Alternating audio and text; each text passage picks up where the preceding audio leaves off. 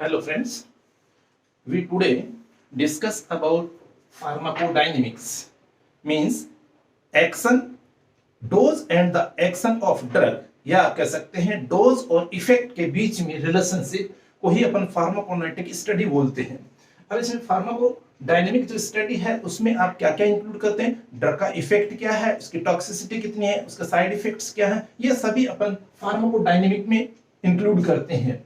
Pharmacodynamic का मतलब है कि ड्रग का एक्शन, इसका मतलब ड्रग्स आपकी बॉडी की सेल्स पे 5 तरह से आपके एक्शंस कर सकती है। क्या क्या एक्शन कर सकती है? स्टिमुलेशन कर सकती है, डिप्रेशन कर सकती है, इरिटेशन कर सकती है, रिप्लेसमेंट एंड आपका साइटोटॉक्सिक रिएक्शंस हो सकती है। स्टिमुलेशन का मतलब है कि आपकी कोई specific cell means stimulation, it refers to selective enhancement of the level of activity of a specialized cells की एक्टिविटी का लेवल बढ़ा देना आपका स्टिमुलेशन है। इसका जस्ट अपोजिट डिप्रेशन। इरिटेशन आपका किस तरह से काम करता है? जैसे इरिटेशन में, माइल्ड इरिटेशन में स्टिमुलेट एसोसिएटेड फंक्शन लाइक जैसे bitter increase salivary and gastric secretion and counter irritants increase blood flow to the site. Site पे ब्लड फ्लो बढ़ाने के लिए अपन काउंटर इरिटेंट्स यूज में लेते हैं, और बिटर्स होते हैं वो आपका सलाइवरी सिक्रेशन को बढ़ाने में काम में लेते हैं। डिप्रेशन मींस जैसे CNS depressive, barbiturates depress CNS, quinidine depress heart. Certain drugs stimulate one type of cells and stimulate other type of cells, जैसे like acetylcholine stimulates intestinal smooth muscles but depresses SA node of heart. देखिए acetylcholine का 2 तरह के action, means आपके intestine पे तो क्या कर रहे हैं, स्टिमुलेशन कर रहे हैं, जबकि हार्ट पे क्या कर रहे हैं, डिप्रेशन का काम कर रहे हैं। एक ही ड्रग आपके 2 काम कर सकती है। नेक्स्ट आपका रिप्लेसमेंट में अपन मेनली आपका जैसे हार्मोनल रिप्लेसमेंट थेरेपी करते हैं, उसमें आपका रिप्लेसमेंट नेचुरल सब्सटेंस के साथ में नेचुरल सब्सटेंस को रिप्लेस किया जाता है। जैसे एनीमिया में आयरन, एनीमिया में आयरन अपन यूज में लेते हैं। इसी तरह हार्मोनल रिप्लेसमेंट में अपन, और इंसुलिन भी यूज में लिया जाता है डायबिटिक कंडीशन में, वो भी एक आपका रिप्लेसमेंट थेरेपी है। फिर है साइटोटॉक्सिक एक्शन। साइटोटॉक्सिक एक्शन का मतलब है कि किसी भी सेल्स को किल करना और उसकी ग्रोथ को रोकना, दोनों एक्शंस को मिला के अपन साइटोटॉक्सिक एक्शन बोलते हैं। अब साइटोटॉक्सिक में आपका एंटीबायोटिक एक्शन भी आता है और आपका एंटी कैंसर ड्रग्स भी इसमें इंक्लूड किया जाता है साइटोटॉक्सिक में। अब आप कहेंगे कि एंटीबायोटिक्स कैसे इंक्लूड कर, क्योंकि वो भी एंटी माइक्रोबियल सेल्स की या तो ग्रोथ को इनहिबिट करते हैं या फिर उसे किल करते हैं, तो वो भी उसके लिए भाई माइक्रोब्स हैं, वो भी एक सेल है और उसमें आपकी ड्रग्स एक्शन कर रही है, तो उसे भी अपन एंटी साइटोटॉक्सिक ड्रग्स एक्शन में यूज में लेते हैं। अब आता है कि ड्रग्स किस तरह से एक्शन करती है, क्या करती है, वो सारा मैकेनिज्म आपका अपन फार्माकोडायनेमिक्स में पढ़ते हैं। कुछ ड्रग्स ऐसी होती है जो अपनी फिजिकल और केमिकल प्रॉपर्टी के कारण से एक्शन करती है, उन्हें अपन मींस जनरली यूज में लिया जाता है। जैसे इसके एग्जांपल सबसे जो मेन अपन यूज में लेते हैं, इसबगोल यूज में लिया जाता है फॉर कॉन्स्टिपेशन रिमूव। उनकी मींस बल्कीनेस, वाटर एब्जॉर्प्शन जो कैपेसिटी है उसके कारण से वो आपका एक्शन करता है और कॉन्स्टिपेशन को रिमूव करता है। इसके अदर एग्जांपल्स जैसे dimethicone petroleum jelly, physical form opacity. Next आपका para amino benzoic acid, absorption of UV rays, mannitol, magnesium sulphate, ये osmotic activity, antacids, neutralisation of gastric acid, chelating agent जैसे EDTA and dimercaprol, chelation of heavy metals. Next आपका cholestyramine means आपका sequestration of cholesterol in gut, means आपका anti fatty drug है। Next जैसे mesna, scavenging of vesicotoxic reactive metabolite of cyclophosphamide, acrolein आपके लिए means cytotoxic by product होता है cyclophosphamide का, जिससे कि अपन मेसना के साथ में यूज में करने पे आपका एक्रोलिन आपका रिमूव हो जाता है। पोटेशियम परमैंगनेट ऑक्सीडाइजिंग एजेंट की तरह काम में लिया जाता है।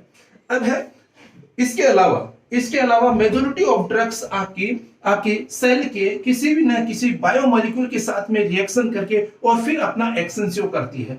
अब बायोमोलिक्यूल्स आपके कौन-कौन से, टारगेट मॉलिक्यूल्स कौन-कौन से हैं, उसमें सब अपन 4 कैटेगरीज में उनको डिवाइड करते हैं। सबसे पहले एंजाइम्स, देन आपका आयन चैनल्स, देन आपके ट्रांसपोर्टर्स एंड आपके रिसेप्टर्स। अब बात करिए enzymes are biocatalyst means biological enhancer, biological reaction enhancer, ये दो तरह से आपके काम करते हैं, या तो स्टिमुलेशन करेंगे या फिर आपका इनहिबिशन करेंगे रिएक्शन का। ओके, कैसे करते हैं? एंजाइम्स ड्रग इंक्रीज और decrease the rate of enzymatically mediated reactions. Stimulation increase its affinity, stimulation of an enzyme increases its affinity for the substrate so that rate constant Km of the reaction is lowered। अभी आपको ध्यान रखना है कि enzymes के जो mode of action है, जो रिएक्शन है, रेट ऑफ रिएक्शन है, अपन माइकलिस मेंटन इक्वेशन या फिर इसे कहते हैं नॉन लीनियर इक्वेशन या फिर इसे कहते हैं अपन मिक्स्ड ऑर्डर इक्वेशन। इसके लिए रेट ऑफ रिएक्शन का फॉर्मूला होता है Vmax into C upon Km plus C। अब यहाँ पे स्टिमुलेशन हो रहा है, इसका मतलब रेट ऑफ रिएक्शन बढ़ रहा है। रेट ऑफ रिएक्शन बढ़ेगा मतलब आपका नीचे वाली दो चीजें या तो कम हो या फिर ऊपर वाली चीजें बढ़े। तो इसमें आपका केम आपका कम होता है, जिसके कारण से ऑटोमेटिकली आपका रेट ऑफ रिएक्शन बढ़ता है। अब अपन जब इनहिबिशन की बात करेंगे तो रेट ऑफ रिएक्शन आपका कम होगा। ये कम होने का मतलब क्या है कि आपका या तो नीचे वाली चीजें बढ़ेगी या फिर ऊपर वाली चीजें कम होगी। Vmax और C या तो आपका कम हो या फिर Km प्लस C आपका बढ़े, तो उसको अपन इनहिबिशन में इंक्लूड करते हैं। अब बात आती है कि आपका enzymes stimulation is relevant to some natural metabolites like pyridoxine acts as a cofactor and increases decarboxylase activity. Several enzymes are stimulated through receptors and second messengers। Means कुछ एंजाइम्स ऐसे होते हैं जो रिसेप्टर्स के द्वारा स्टिमुलेट होते हैं और सेकंड मैसेंजर्स उनके साथ में होता है। जैसे adrenaline stimulates hepatic glycogen phosphorylase enzyme through beta receptors and cyclic AMP. Cyclic AMP यहाँ पे आपका क्या है? सेकंड मैसेंजर है। बीटा रिसेप्टर आपका यहाँ पे रिसेप्टर की तरह काम कर रहा है और एंजाइम है यहाँ पे आपका हेपेटिक ग्लाइकोजन फॉस्फोराइलेज। नेक्स्ट है आपका inhibition of enzymes is a common mode of drug action. ये आपके दो तरह के होते हैं, नॉन स्पेसिफिक और स्पेसिफिक। नॉन स्पेसिफिक का मतलब है कि ये सभी तरह के आपके एंजाइम्स को मींस इनहिबिट करते हैं, ब्लॉक करते हैं या फिनिश करते हैं। जैसे heavy metals plus cyanide poisonings. Okay, ये आपके सभी एंजाइम्स को ब्लॉक करते हैं। इसमें कोई आइडेंटिफिकेशन नहीं कि आपका हाइड्रोक्सिलेज एंजाइम्स को करेंगे या ऑक्सीडेज रिडक्टेज एंजाइम्स को करेंगे, किस तरह के एंजाइम्स को ये आपके इनहिबिट करेंगे, इनके लिए कोई स्पेसिफिक नहीं है। फिर आपका स्पेसिफिक आपके स्पेसिफिक एंजाइम्स को स्पेसिफिक सेल्स में जाके आपके एक्शन करते हैं, स्पेसिफिक रिएक्शन को आपका ब्लॉक करते हैं। ये आपके दो तरह के हैं, कॉम्पिटिटिव इनहिबिटर्स और non competitive inhibitors. Competitive inhibitors और non competitive inhibitors. Competitive inhibitors क्या होते हैं? The inhibitors that are structural analogue to the natural substrate. उस एंजाइम का जो नेचुरल सबस्ट्रेट है उसके स्ट्रक्चरल एनालॉग होते हैं, जिसके कारण से उस सबस्ट्रेट के साथ में उस एंजाइम के लिए कंपटीशन होता है इनहिबिटर और सबस्ट्रेट के बीच में। जिसकी एफिनिटी ज्यादा होती है वो वहां जाके और बाइंड हो जाता है, और मेनली आपका इनहिबिटर्स के साथ में ही उसकी एफिनिटी ज्यादा होती है। इसको भी अपन दो पार्ट में डिवाइड किया जाता है। कॉम्पिटिटिव को दो पार्ट में डिवाइड करते हैं, इक्विलिब्रियम और non equilibrium.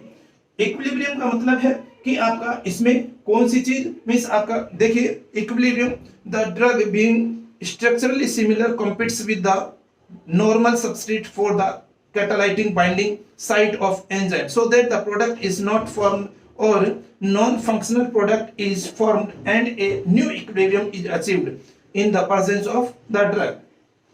Such inhibitors increase Km but the Vmax remains unchanged. Vmax constant रहता है और आपका Km इसमें बढ़ता है, याद रखिएगा। और इसके एग्जांपल्स है वो आपको याद करना है नॉन कॉम्पिटिटिव कॉम्पिटिटिव इक्विलिब्रियम के, जैसे physostigmine and neostigmine competes with acetylcholine for cholinesterase, acetylcholine for cholinesterase, and next sulfonamides compete with PABA for bacterial folate synthase, finasteride competes with testosterone for 5-alpha reductase, allopurinol competes with hypoxanthine for xanthine oxidase enzyme।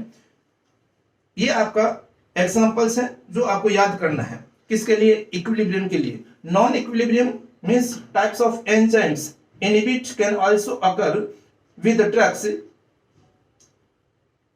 which react with the same catalytic site of enzyme but either form strong covalent bonds। यहाँ covalent bond बनता है, ऊपर वाले में covalent bond नहीं बनता है equilibrium वाले में। और यहाँ पे आपका क्या होता है, the normal substrate is not able to displace the inhibitor. In these reactions Km is increased but Vmax reduced. Km increase होता है, Vmax रिड्यूस होता है, ऑटोमेटिक रेट ऑफ रिएक्शन आपकी कम हो जाती है। इसका एग्जांपल आपके दो बहुत ही इंपॉर्टेंट, एक आपका ऑर्गेनोफॉस्फेट्स और एक आपका मेथोट्रिक्सेट, ये दोनों ही आपके बहुत ही इंपॉर्टेंट एग्जांपल से कई बार पूछे गए हैं। नेक्स्ट आपका non competitive, these are not any these have no any competition with substrate। Okay, ये डायरेक्टली आपके बाइंड होते हैं और इनका ये आपके एक्टिव साइट पे बाइंड नहीं होके और आपका एडजेसेंट साइट पे बाइंड होते हैं। और इसके आपके एग्जांपल्स, इसमें Km is unchanged but Vmax is reduced। Km आपका unchanged but Vmax reduced। इसके एग्जांपल्स आपके हैं मिस एस्टाजोलामाइड का कार्बोनिक एनहाइड्रेस, आपका disulfiram, aldehyde dehydrogenase, digoxin, sodium potassium ATPase, means propyl thiouracil peroxidase in thyroid, sildenafil, phosphodiesterase 5। ये इस तरह से आपके इसके एग्जांपल्स आपको याद रखना है। ये आपके एंजाइम्स हो गए। नेक्स्ट आपका आयन चैनल्स। आयन चैनल्स आपकी बॉडी में प्रोटीन से बने हुए स्पेसिफिक चैनल्स होते हैं जो कि आपका स्पेसिफिक आयन के लिए आपका परमेबल या आप कहें कि पाथ होता है, वे होते हैं। और वो आपके इसमें मेनली आपके जो चैनल्स है वो 4 चैनल्स आप मेनली पढ़ते हैं, sodium, potassium, calcium and chloride. Okay, मतलब एनायनिक चैनल, जो कैटायनिक चैनल है वो कैटायनिक चैनल कितने हैं 3 और एनायनिक चैनल कितना है 1। एनायनिक क्लोराइड ओनली और कैटायनिक कौन से हैं, सोडियम, पोटेशियम और कैल्शियम। इसी कारण से जब अपन अपने एब्जॉर्प्शन में पढ़ा था तो अनआयनाइज्ड ड्रग का मैक्सिमम एब्जॉर्प्शन, देन आपका एनायनिक ड्रग का एब्जॉर्प्शन, देन आपका कैटायनिक ड्रग का एब्जॉर्प्शन का ऑर्डर था। इसका रीजन क्या था, क्योंकि आपके चैनल्स हैं वो आपके कैटायनिक ज्यादा होते हैं, इसलिए कैटायनिक के साथ में एनायनिक ड्रग का एब्जॉर्प्शन होता है, इसलिए आपका एनायनिक ड्रग्स आपके मोर एब्जॉर्ब्ड देन कैटायनिक, क्योंकि आपका एनायनिक जो आपका चैनल है वो तो एक ही है, कौन सा, क्लोराइड, और क्लोराइड के साथ में कैटायनिक ड्रग आपकी ट्रांसफर होती है, इसलिए कैटायनिक ड्रग का सबसे कम एब्जॉर्प्शन होता है, सबसे ज्यादा एब्जॉर्प्शन आपका अनचेंज्ड और अनआयनाइज्ड ड्रग का होता है। यस, देखिए आयन चैनल्स, इसमें देखिए G protein operative channels or by directly binding to the channel and affecting ion movement through it, जैसे local anesthetics which physically obstruct voltage sensitive sodium channels। local anesthetics voltage sensitive sodium channels को आपका block करते हैं। Next देखिए quinidine blocks myocardial sodium channels, dofetilide and amiodarone block myocardial delayed rectifier potassium channels, nifedipine blocks L type of voltage sensitive calcium channels, and nicorandil opens ATP sensitive potassium channel, sulfonylureas hypoglycemic inhibits pancreatic ATP sensitive potassium channels। okay, next आपका phenytoin modulates prolongs the inactive site of voltage sensitive neuronal sodium channels। इस तरह से आपके ये channels है जिनको आपको याद करना है। नेक्स्ट है आपका transporters. Transporters are a neutral proteins, they have no any charge and they have no any channels. Okay, ये ट्रांसपोर्टर्स होते हैं, स्पेसिफिक टाइप के होते हैं।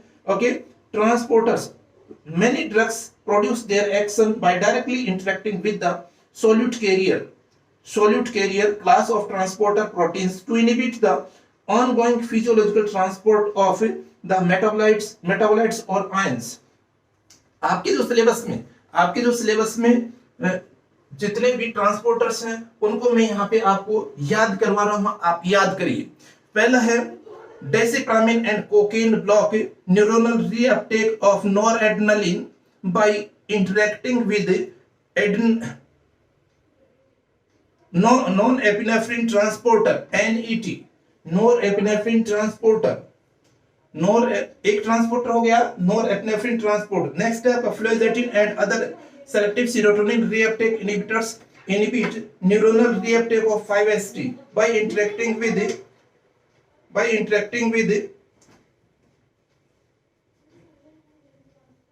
reuptake of 5-HT, okay, with serotonin transport SERT। Next है आपका amphetamine selectively blocks dopamine reuptake in brain neurons by dopamine transporters।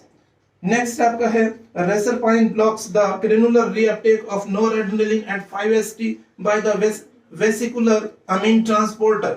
Next है hemicholinium blocks choline uptake into cholinergic neurons and depletes acetylcholine.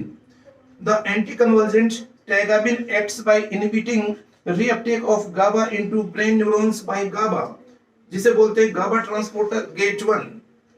Next up, furosemide inhibits the sodium potassium 2Cl minus co-transporter in the ascending limb of loop of Henle. Hydrochlorothiazide inhibits the Na+Cl minus importer in the early distal tubules. Probenecid inhibits active transport of organic acid, uric acid of penicillin in renal tubules by interacting with organic anion transporter. Okay, ये सभी आपके transporters हैं mainly, जो आपके syllabus में maximum मैंने आपको बता दिया है, इनको आप याद कर लीजिएगा।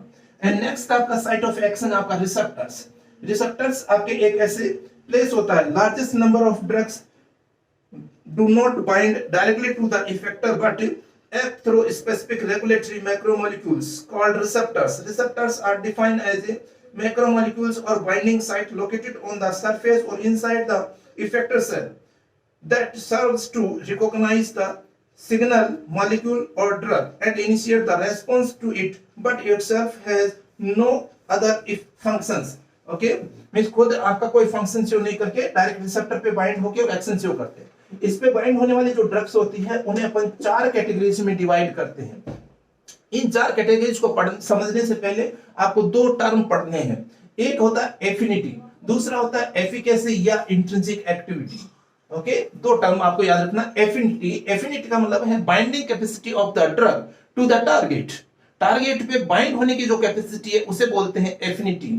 और आपका एक्शन शो करने की जो कैपेसिटी है, लेवल ऑफ एक्शन शो करने की, लेवल ऑफ इफेक्ट शो करने की जो कैपेसिटी है उसे बोला जाता है एफिकेसी या फिर आपका इंट्रिंसिक एक्टिविटी।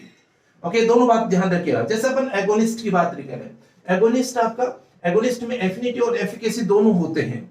नेक्स्ट आपका इनवर्स एगोनिस्ट, उसमें एफिनिटी होती है बट नेगेटिव एफिकेसी होती है, मतलब एगोनिस्ट के अपोजिट एक्शन शो करता है इनवर्स एगोनिस्ट। नेक्स्ट आपका एंटागोनिस्ट में ओनली आपकी एफिनिटी होती है। ओके, नेक्स्ट पार्शियल एगोनिस्ट, इसमें आपका एफिनिटी एंड सब मैक्सिमल एफिकेसी होती है। सब मैक्सिमल एफिकेसी मतलब क्या है कि जैसे अपन ड्रग रेस्पॉन्स कर्व पढ़ते हैं, ड्रग रेस्पॉन्स कर्व में एक आपका लेवल होता है एमईसी का मतलब है मिनिमम इफेक्टिव कंसंट्रेशन। तो हमें सब मैक्सिमम इससे आपका इफेक्ट तो शो होता है, किससे? पार्शियल एगोनिस्ट से, लेकिन वो आपका एमईसी से नीचे ही परसेंट रहता है, जिसके कारण से उसका पीक ऑफ एक्शन शो नहीं होता है और आपको इफेक्ट नहीं होता। लेकिन इसका फिर यूज क्या है? इसका यूज है कि उस रिसेप्टर को ये पार्शियल एगोनिस्ट खराब कर दिया, यहाँ पे आपका फुल एगोनिस्ट आपका बाइंड नहीं होगा और अपना एक्शन शो नहीं करेगा। ओके, तो ये पार्शियल एगोनिस्ट होते हैं। और जो भी आपके मैक्रोमोलेक्यूल में बाइंड होते हैं उन सभी को मिला के अपन लिगेंड बोलते हैं। ओके, लिगेंड्स बोलते हैं उनको।